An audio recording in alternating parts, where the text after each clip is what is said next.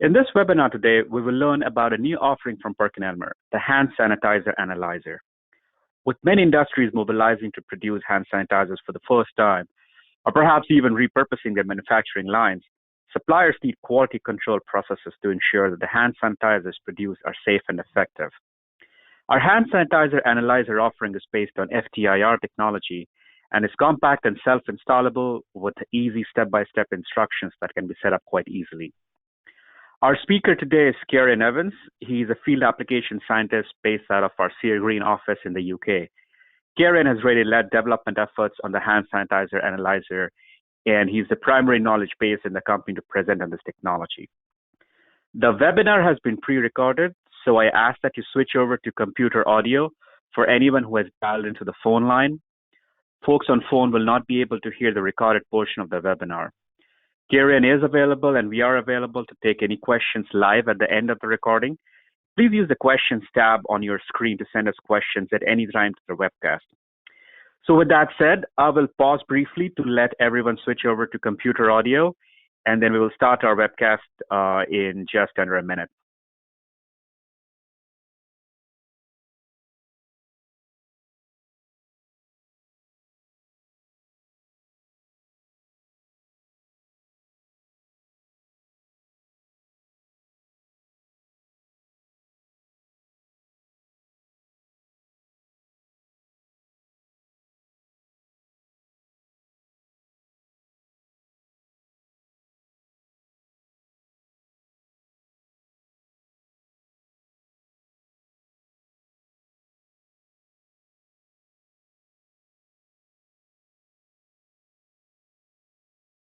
Good morning.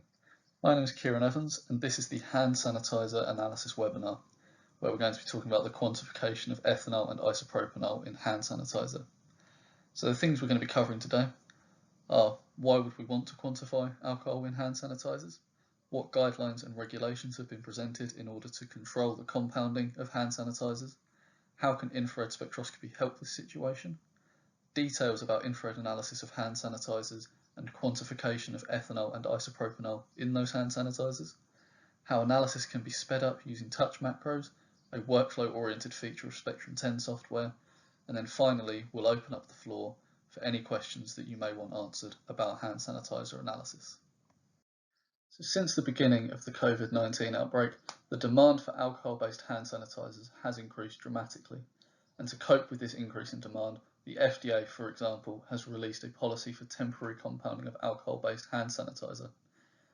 This allows facilities which may not have previously manufactured hand sanitizer to produce it, which include manufacturers of pure chemicals, petroleum, biofuels, perfumes, cosmetics, polymers, as well as some pharmaceutical companies, and also distilleries and breweries.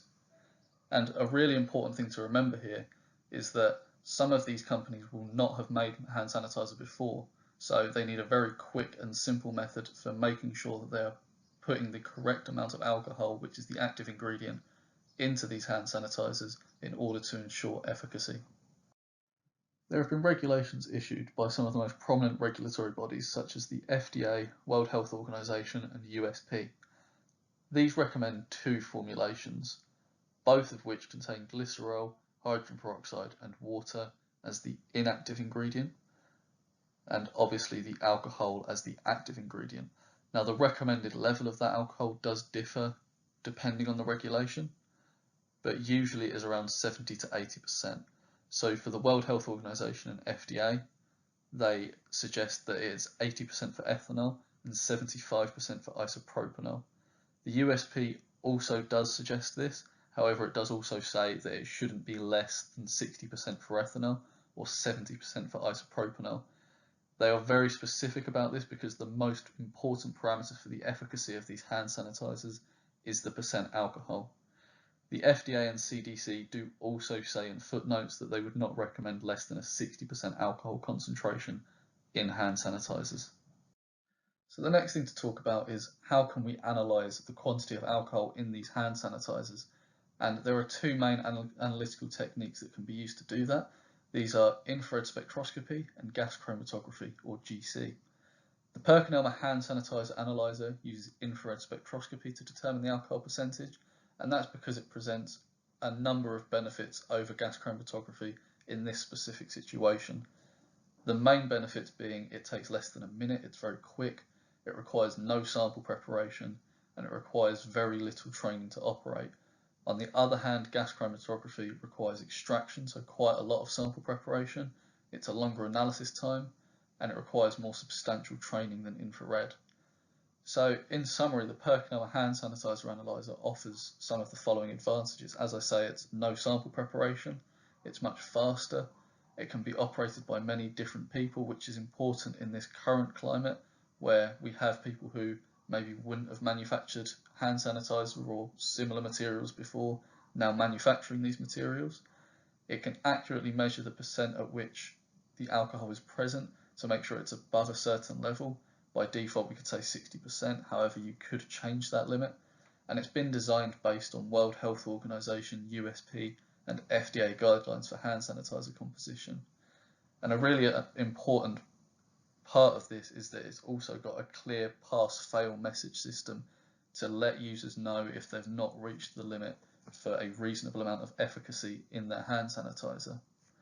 I should probably mention that I'm not saying that nobody should use GC because it's a very useful technique and it can be a very accurate technique. However, those new to making hand sanitizer may not have access to a GC, and it obviously requires much more training and sample preparation, so it would be easier to learn infrared and easier to use infrared for those people. Another option is the possibility to create user-specific calibrations using GC as a reference method, or even using GC testing and having the hand sanitizer analyzer as a front-end method so that people can check with the infrared quickly, and if they want some more information, use the GC to get some more information. So, as has been previously mentioned, infrared spectroscopy provides a simple, non-destructive and fast method for the measurement of alcohol in hand sanitizer. By determining the concentration of alcohol in hand sanitizer, we can take significant steps in ensuring that it's going to be effective. In this package, we provide two separate calibrations, one for ethanol and another one for isopropanol. So infrared spectroscopy does have the significant advantage when measuring these components in that they have very distinctive infrared spectra. So this hand sanitizer analyzer, as I've said, provides a fast and easy way to quantify these two materials, and in doing so ensure the efficacy of your hand sanitizer.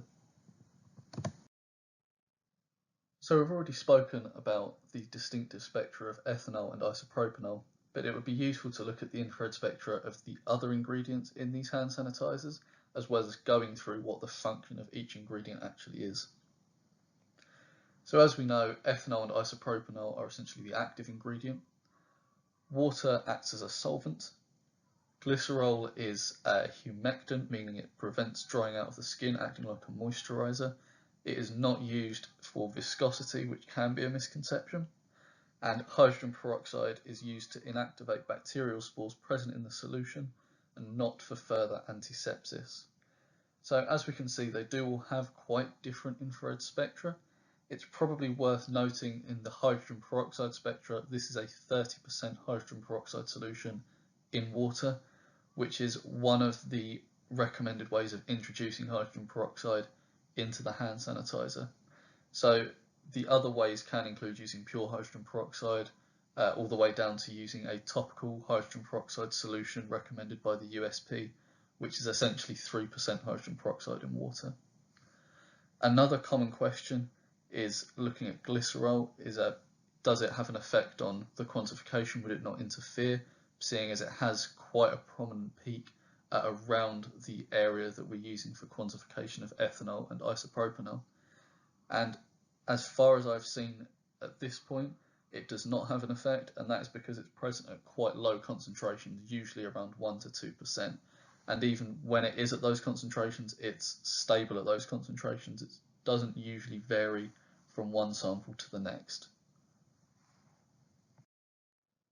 So moving on, we have a spectra of ethanol and isopropanol hand sanitizers.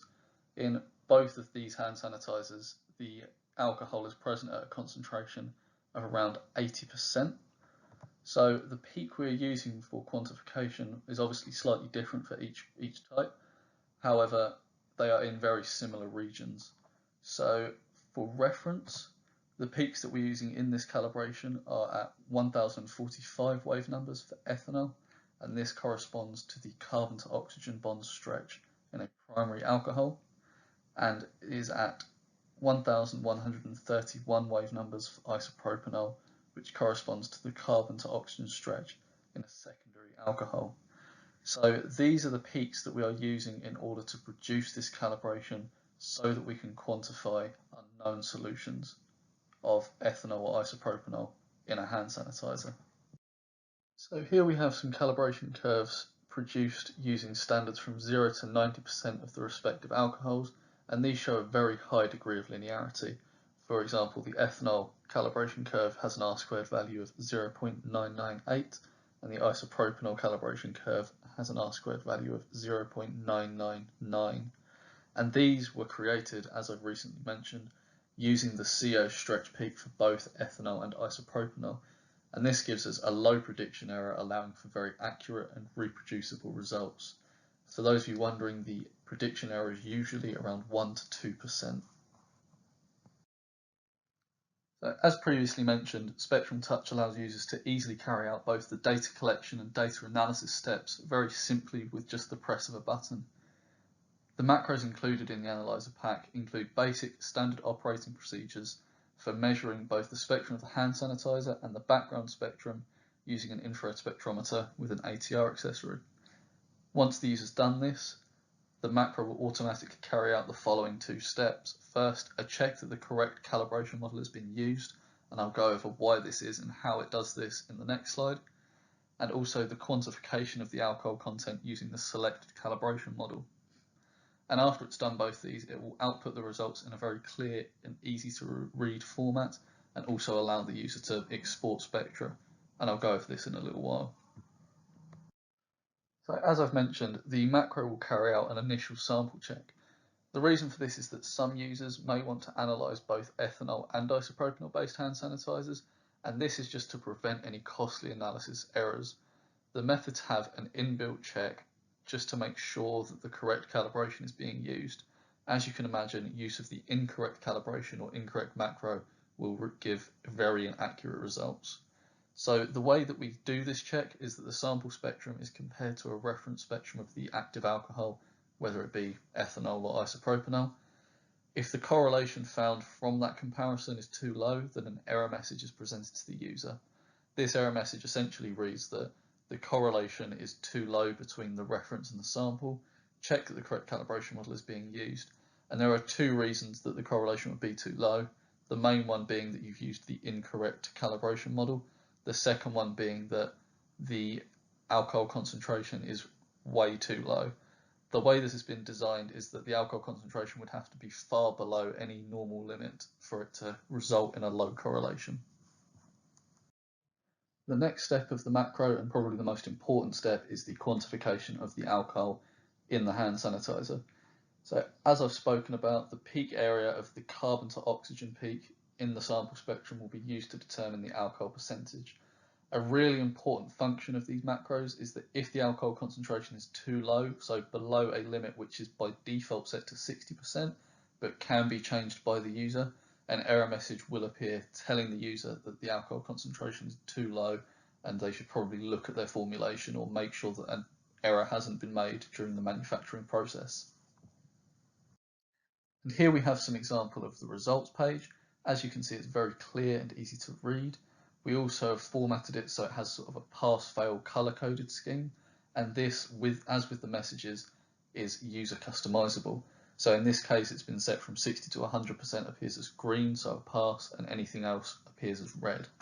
You can also view slightly more detailed information, for example, the spectrum, and it's also possible to export these spectra in a user-defined format to a specific directory for later analysis or even analysis in an external software package. So just to give you an example of exactly what the workflow would look like in a normal situation, we have an example video here just for you to watch. And here we'll be able to see exactly how fast and how easy it is to analyze a hand sanitizer using this package.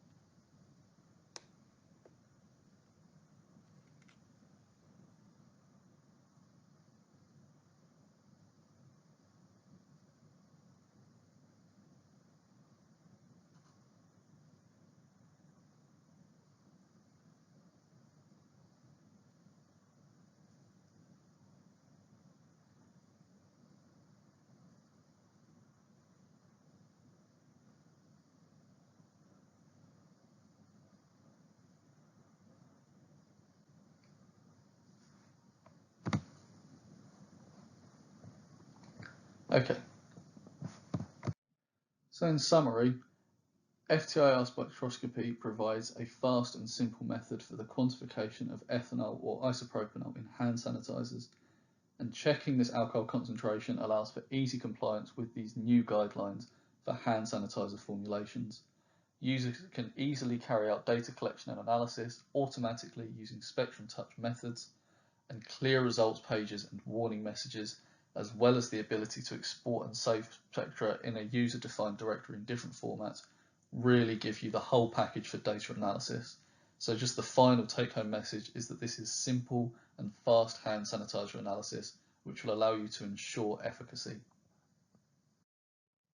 I think we'll now open up the floor for any questions, but if there are questions that you have that you'd like to speak with me privately about, my email address is there on the screen, and I'd be happy to receive any emails about any part of this presentation.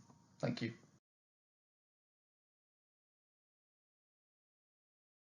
Thank you, Karen. That was very nice. We have a few questions here that have come in.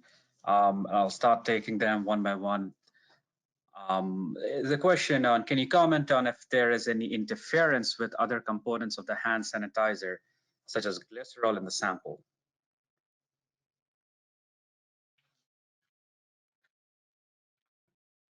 Karen, can you hear me?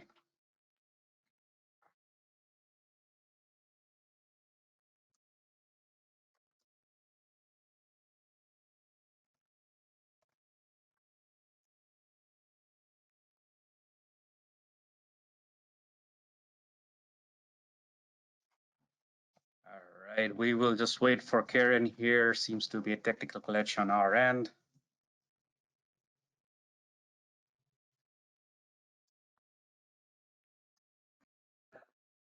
Hello, Annika. Apologies for that. All right, no worries. Hopefully you're back now. So Karen, I'll repeat the question here. Can you comment on if there is any interference with other components of the hand sanitizer, such as glycerol? Yes, so I briefly did mention it in the webinar. So one of the main questions I do get is regarding glycerol, because it does have that peak that is in a very similar position to the peaks we're using for quantification. So at the levels, especially for glycerol, that these other ingredients are present at, they usually do not pose any risk to your analysis.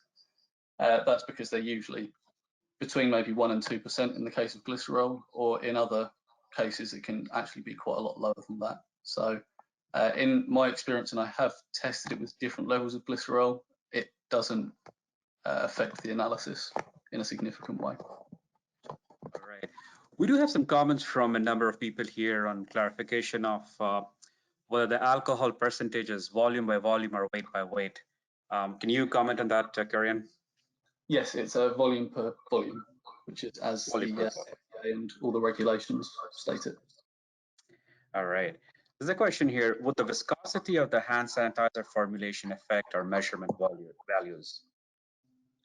I don't believe so. So as you increase the alcohol concentration, say from 10% up to 95%, the viscosity does visibly change quite a bit, and it doesn't appear to affect the calibration. It's also important to remember that the peaks we're looking at here are very strong, very prominent peaks. So a physical property such as viscosity probably won't have too much of an effect. All right. It's a question from John. How does one create the information on the control samples for calculating the area? Presume this is about the calibration part here. Yes, sorry, could you repeat the question? The question is, how does one create information on the control samples for calculating the area?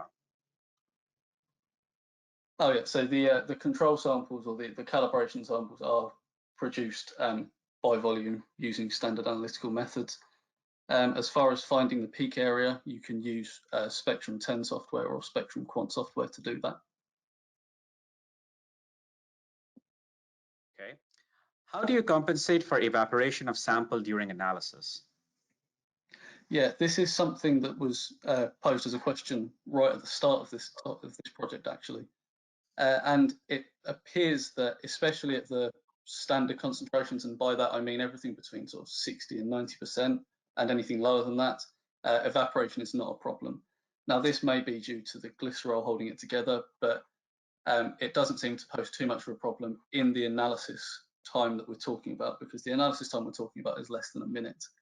If you were to go up to maybe 95 or 100%, at that point you would obviously start to see the alcohol evaporating, and in which case I'd just recommend being quick with starting the scan and being consistent with how long you're taking to begin the measurement. All right. There's a question on if the analyzer itself is 21 CFR compliant for FDA work. Okay, so for 21 CFR, I assume you're talking about Part 11? Part 11, yes. Yeah, so you would need to have Spectrum ES software, which allows you to collect electronic signatures as well as keep audit trails and have them very easily accessible. So you would need the enhanced security version of Spectrum 10 software, which is slightly different to just your standard Spectrum 10 software. So it's definitely possible to have it be CFR compliant. All right. There's a question on the repeatability of measurements here. Have we done anything to look at the repeatability of the samples, considering that these are alcohols? Yeah, so the closest thing we've had to repeatability is measuring over to look at the evaporation, but I've also measured the same sample multiple times. So the only time I've seen a problem with repeatability is when the mixing has not been done well enough.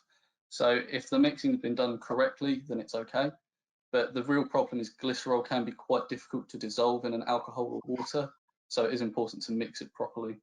That's the only problem you'd have with reproducibility for the same samples. Okay. There are a few questions here on the uses of this tool outside of measuring alcohols for hand sanitizers. The question really is it possible to reconfigure the analyzer for analysis of other alcohols or components if need be? And if so, what would that entail? Yeah, so the first answer is yes, absolutely. One of the great things about this analyzer is that it's very flexible. The hand sanitizer analysis is one part. You can do any other analysis with the instrument because it does include an infrared instrument with the UATR accessory, which is very easy to use. As far as if I use different alcohols as an example, as far as reconfiguring it for a different alcohol, it would be a case of making up standards of known concentrations of those alcohols and measuring each one with the instrument and producing your own calibration. All right, thank you. So a question here, does environment cause changes in the data? Yes, so the short answer is usually no, because you can measure backgrounds and consistently measure backgrounds. So if you do have a variable environment, you can measure backgrounds more frequently. The other thing to mention is, especially with humidity, the Spectrum 2 has the optics guard technology, so the internal components are shielded from the humidity, and it's specified up to quite a high humidity for operation of the instrument. So another question coming in, if I have a small amount of moisture in my sample, will that affect my reading? So no, it shouldn't, mainly because a real significant component of the hand analyzer is the hand sanitizer analyzer is water.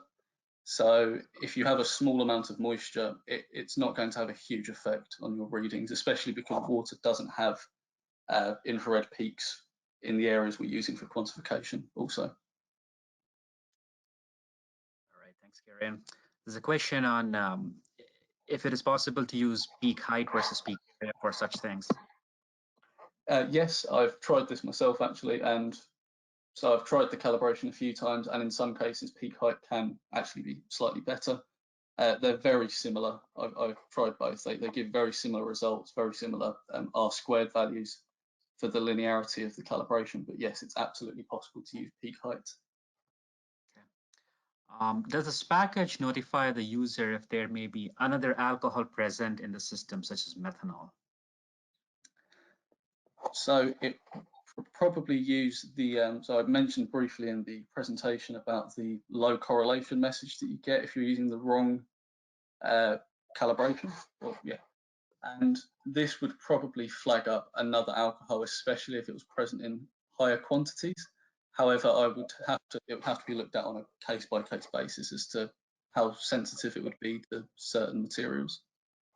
Okay. It's a question on, is there a regular check or verification on the calibration curve, like a second source? And I think you alluded to GC early on, but if you could comment on that as well. Yes, so you can, I think I did mention, you can use another method as a reference method, so like GC, just to check that the calibration is correct, or just to verify the calibration.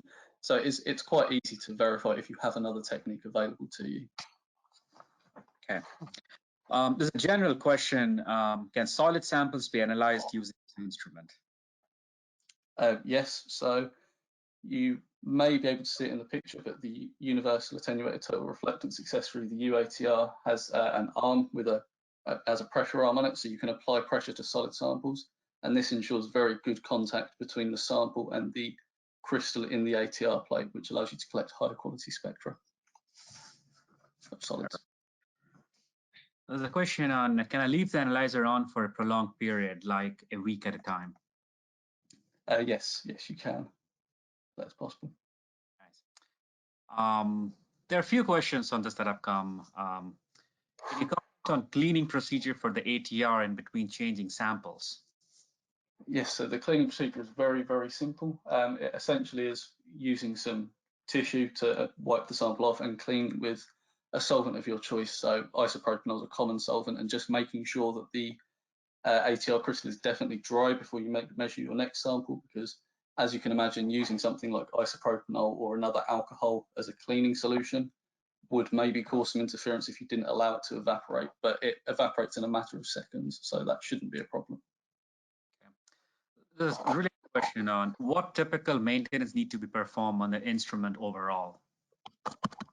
So the day-to-day maintenance is very, very little. It is more a case of, make sure you're performing regular backgrounds, but the instrument will perform ready checks to make sure that all the components are working properly, and they will notify you if you require any servicing of the instrument or anything like that. Okay. There's a question on how much does the ambient temperature of the FTIR impact the readings? So as I've said with collecting backgrounds, and also the instrument is quite stable with temperature. Obviously detectors do vary with temperature, but as long as it's a standard laboratory temperature, so it's not a really, really extremely hot or extremely cold temperature that you're working with, then temperature shouldn't be an issue with collecting regular backgrounds. All right. There's a new comment coming in. Can we determine the concentration of both ethanol and isopropanol in the same sample if it has both alcohols? So it's not something that I've looked at. I would initially say probably not, because they do overlap. But then at the same time, and this actually goes back to a previous question about using peak height. If you use height of a peak at a specific point, this may be possible to do. It's just not something that was looked at, because commonly if someone was making a hand sanitizer, they would choose one active ingredient rather than two different alcohols, for example. Got it. There's a question on the experimental setup. Typically, how many scans per sample are you taking with the setup? Yeah, so the calibrations that you saw in the presentation and the spectra you saw were all taken using 4 scans per sample, and it was also a 4 wave number resolution. So that takes just over 30 seconds, I'd say. Okay. And a related question to that is, does the time for the experiment depend on the number of scans? Yes, it does. It's directly proportional. So if you use a higher resolution, that will mean it takes a little bit longer. And if you use more scans, that will also mean it takes a little bit longer. All right. There's a question on annual calibration required for the analyzer. Sorry, could you repeat that? If there is any annual calibration required for the Spectrum 2. So you don't need to continuously calibrate it, no. However, we are always looking at the pack and seeing if we can do anything better to make the calibrations better. So new calibrations may become available to you, but as far as you having to continuously calibrate it, unless your samples are changing, then it's not something you should need to do. All right, thank you. There is a question on ATR sensitivity. Does it depend on what kind of crystal is used for on the ATR for this kind of method? The crystal would have an effect. However, the analyzer is always supplied with a diamond ATR crystal. So the sensitivity I've found hasn't been a problem. I haven't spent a huge amount of time looking at things like limit of detection, because for this specific application, we're really trying to get above a certain point, and we're not trying to find trace amounts of an alcohol in a sample. However, that is also possible to do, and the UATR is still quite a sensitive accessory. All right. Can we perform method validation by spiking the hand sanitizer with known concentration of ethanol and IPA? Yes, you could do that, and that is actually one of the ways I've looked at validating it. All right, thank you. That is bringing us to the end of questions here. I'm gonna look at the end very quickly. Are there any white papers or application notes that have mentioned the application method? So everybody, if you look under the handout section of the webinar, there is an application note attached. It is free for everybody to download. So feel free and get an application note for this. If not, we can send you an application note too. There's some other questions on whether you can get the recording. So after the webinar, we will, or actually go to webinar, our webinar platform will email you a recording of the presentation. So you will have this for your record.